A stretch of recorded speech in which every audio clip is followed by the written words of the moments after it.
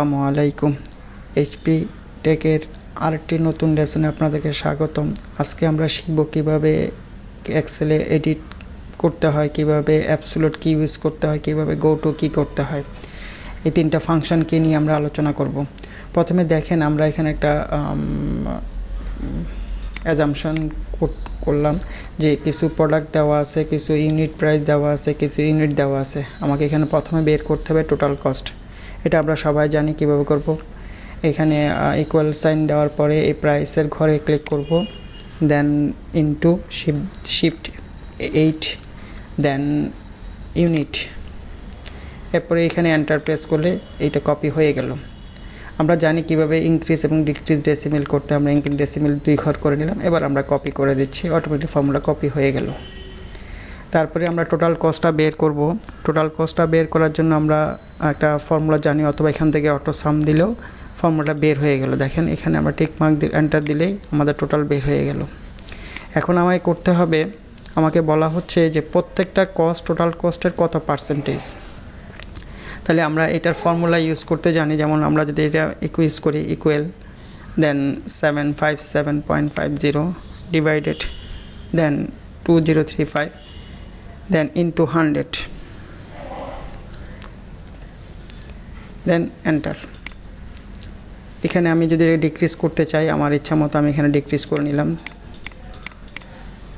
Decimal 2 ঘর পর্যন্ত করলাম। এরপর আমি কপি করে দিচ্ছি। দেখেন আমি কপি করে দেওয়ার পর পরের ফর্মুলাগুলো কিন্তু আসতেছে না। তার কারণ হচ্ছে আমরা যখন ফর্মুলা কপি করি তখন সে নিচের দিকে নামে। দেখেন প্রথমটা হচ্ছে D2 ডিভাইডেড D6 ইন্টু 100, পরেরটা হচ্ছে D2 ডিভাইডেড D7 100, তারপর হচ্ছে D4 D8 100। এটা হচ্ছে এইভাবে। এখন দেখেন আমি চাচ্ছি যে 2035 এই যে সেলটা D6 এটা সবার জন্য ফিক্স থাকবে।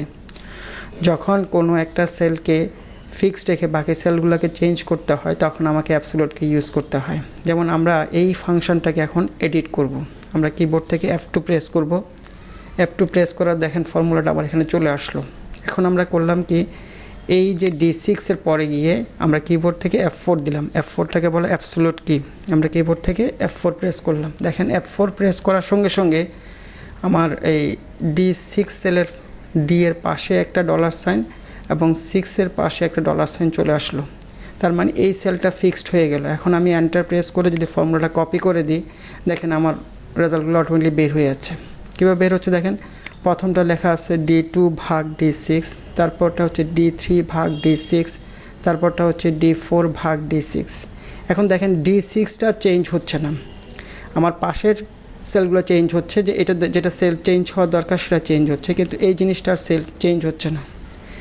এখানে আমরা বুঝলাম যে কিভাবে F2 কি ইউজ করতে হয়, কিভাবে F4 কি ইউজ করতে হয়। এরপরে আমরা আরেকটা ফাংশনকে শিখব, সেটা হচ্ছে গো টু কি। আপনি কিবোর্ড থেকে যখন F5 দিবেন, F5 দেওয়ার পরে একটা ডায়লগ বক্স আসবে।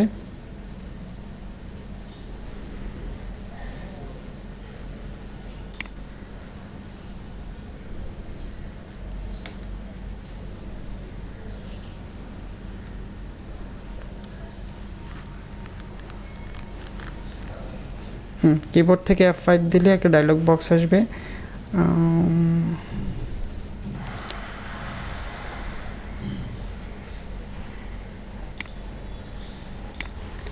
দেখেন এরকম একটা ডায়লগ বক্স আসবে। আপনি কিবোর্ড থেকে যখন F5 দিবেন তখন এরকম ডায়লগ বক্স আসবে। আমি এখান থেকে কী করব, আমি এখান থেকে লিখে দিলাম D25 লিখে যখন আমি গো টুতে ওকেতে ক্লিক করলাম, দেখেন D25 সেলে কার্সার চলে আসছে। একইভাবে এখান থেকেও করা যায় যে ফাইন্ড সিলেক্ট ক্লিক করে গো টুতে ক্লিক করে আপনি যখন আবার A1 দিবেন, A1 দেওয়ার সাথে সাথে সে কী করবে, A1 সেলে চলে যাবে।